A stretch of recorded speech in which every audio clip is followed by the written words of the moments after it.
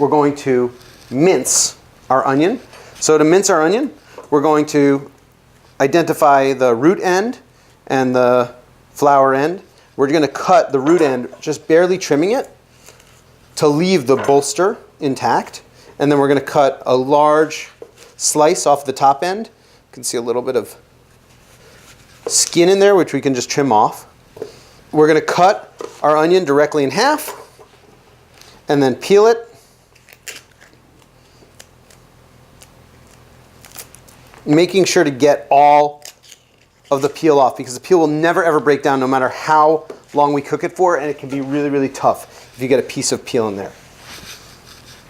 So to mince our onion, just like we would chop an onion, where we're going to slice straight down, but we're not going to, our knife is not going to be all the way to the end, so we're going to slice all the way down, but we're going to leave just the last little tiny bit of the onion intact so that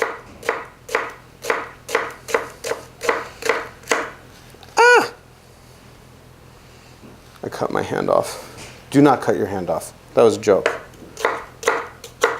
So that now we can slice flat across, a couple of slices, and then when we do our final cut down, we get our kind of minced onion really, really simply and easily and quickly. Learning to cut an onion properly is one of the greatest gifts you can give yourself, because there are so many onions in so many recipes that it will speed up your cooking time really, really. There's a great line there. You got to refer back to some of the old recipes. I say the same thing. I'm like Emerald. Like bam. Bam, bam, bam, bam. Bam.